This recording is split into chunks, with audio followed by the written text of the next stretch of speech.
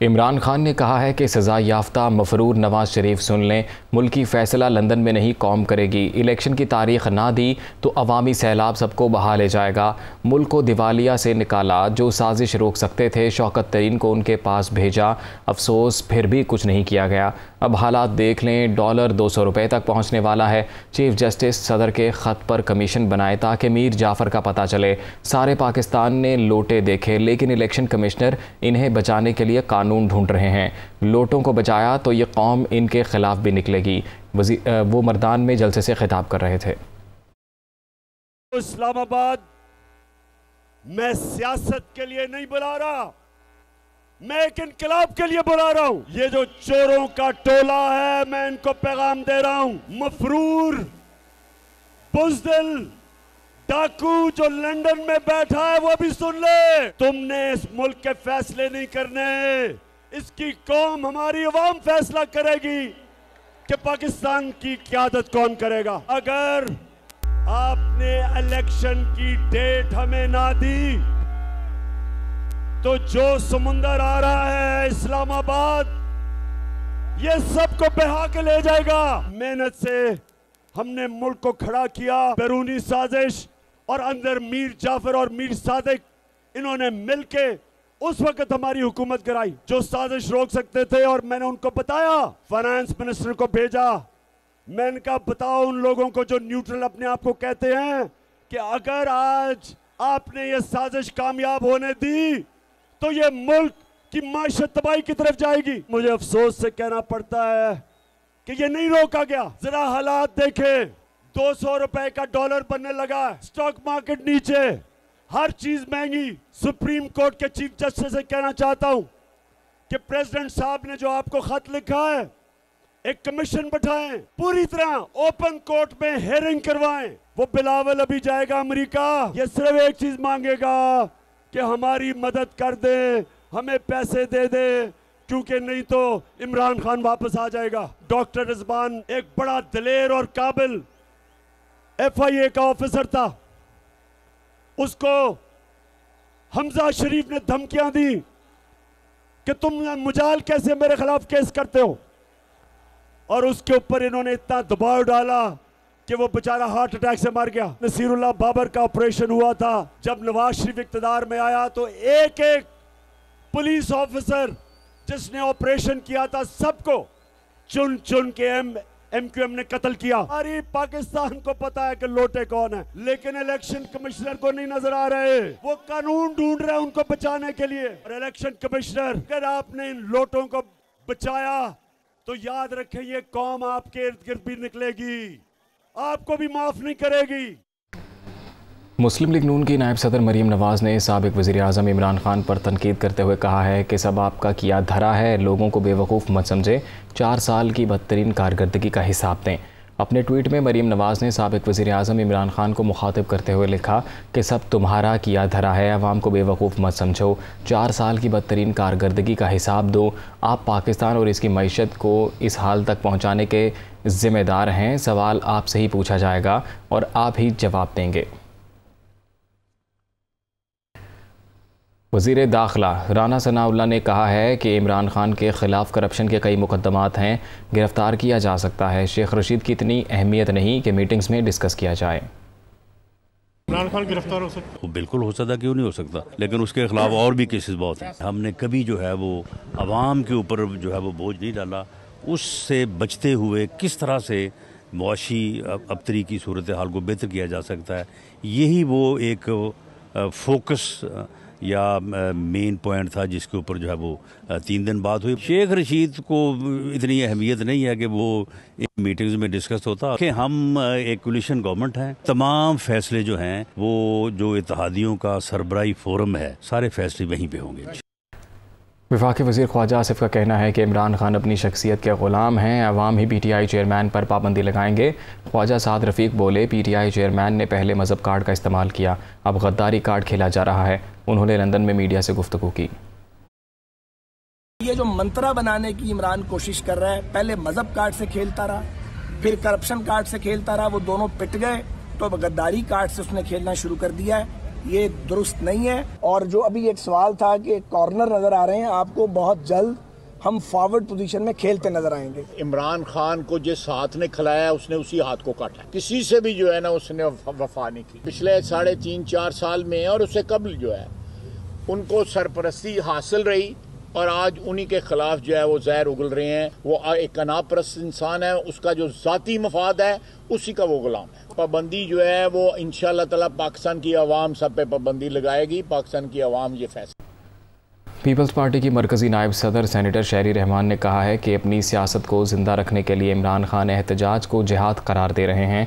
शहरी रहमान का कहना है कि इमरान खान सिर्फ इंतशार फैलाने और तकसीम की सियासत में अपना सारा वक्त गुजारते हैं। अपने इक़्तिदार और मशहूरी के लिए इमरान खान खाना जंगी समेत मुल्क को गंवाने के लिए भी तैयार हैं। इस तकसीम की सियासत में ना इक़्तिसादी बहरान हल हो सकता है, ना ही सियासी। मुल्क को बहरानों में धकेलने के बाद अब कह रहे हैं इंतखाबात करवा कर उन्हें वापस लाएं। उन्होंने कहा कि साबिका हुकूमत के पास बहरानों के हल के लिए चोर चोर और साजिश कहने के अलावा कोई और प्रोग्राम या मंसूबा नहीं है। तहरीक इंसाफ के रहनुमा असद कैसर ने कहा है कि मुल्क के अंदरूनी मामलात में किसी को मुदाखलत की इजाज़त नहीं देंगे। पूरी कौम की नज़रें अदालत पर लगी हैं। उम्मीद है सुप्रीम कोर्ट जल्द इंतखाबात कराने में अपना किरदार अदा करेगी। आज़ाद कौम है, एक खुददार कौम है, एज ए पाकिस्तानी कौम हम किसी को इजाज़त नहीं देंगे कि वो हमारे मामलात में दाखिल हो। किसी डिप्लोमेट को यह अख्तियार नहीं है कि वो किसी मुल्क की सफीर को इस किस्म की ज़ुबान इस्तेमाल करे कि वो उस मुल्क की तौहीन। मैंने जो फैसला किया इस्तीफ़ा का वो भी इसलिए किया कि मैं इस पर कन्विंस था कि हमारे अंदरूनी मामलात में दाखिलत हुई है और जो कुछ हुआ एक बैरूनी साजिश के तहत हुआ है। और मुझे उम्मीद है कि सुप्रीम कोर्ट जल्द अज जल्द इलेक्शन कराने में अपना किरदार अदा करेगा। वज़ीर इत्तलात सिंध शर्जील मेमन का कहना है कि नेशनल डायलॉग के ज़रिए कौम को मुत्तहिद करने की ज़रूरत है। पाकिस्तान की मजबूती के लिए अदलिया इस्टेब्लिशमेंट और सियासी क़यादत को मिलकर काम करने की ज़रूरत है। वो कराची में तकरीब से खिताब कर रहे थे। एक नेशनल डायलॉग करके सब लोग एक पेज पे हैं। ये मुल्क है तो हम सब लोग हैं, पाकिस्तान है तो हम लोग सब लोग हैं। जो इस वक्त अनफॉर्चुनेटली 3.5 साल में इकॉनमी की हालत कर दी गई है और जो आप देख रहे हैं कि एक्सटर्नल चैलेंजेस भी हैं, इंटरनल चैलेंजेस भी हैं। कल भी कराची में एक अफसोसनाक वाक़या हुआ है, कराची यूनिवर्सिटी में एक अफसोसनाक वाक़या हुआ है। तो मैं समझता हूँ कि हमें इस वक्त कोशिश ये करनी चाहिए कि मौका ना दें कि दुश्मन ममालिक के लोग हमारे इन डिफरेंसेस का कोई फ़ायदा उठाएं। जुडिशरी भी रोल प्ले करे उसमें, हमारी इस्टेब्लिशमेंट, हमारी पॉलिटिकल पार्टी सब कोशिश करें कि हम लोग किसी तरीके से इस मुल्क में सारी कौम एक हो। पाकिस्तान की मजबूती हम सब पाकिस्तानियों के लिए ज़रूरी है। हमें मरना यहाँ पे, हमें दफन यहाँ होना है। कराची की सियासत में बड़ी हलचल। MQM से पाक सरजमीन पार्टी में जाकर मुनहरिफ हो जाने वाले 3 रहनुमा फिर से मुत्तहिदा पाकिस्तान का हिस्सा बन गए। पाक सरजमीन पार्टी में जाने वाले 3 अहम रहनुमा साबिक सूबाई वज़ीर डॉक्टर सग़ीर अहमद, साबिक MPA वसीम आफ्ताब और सलीम ताजिक ने दोबारा MQM में शमूलियत इख्तियार कर ली। तीनों रहनुमा MQM मरकज़ बहादुराबाद पहुँचे। राबता कमेटी की अरकान से मुलाकात करके शमूलियत का ऐलान किया। तीनों रहनुमाओं ने वसीम अख्तर के साथ मीडिया से गुफ्तगू में MQM के लिए काम करने का अज़्म ज़ाहिर किया। वफाकी हुकूमत ने 1 से ज़ायद पाकिस्तानी पासपोर्ट रखने वाले पाकिस्तानी शहरियों के लिए एमनेस्टी स्कीम की मंजूरी दे दी है।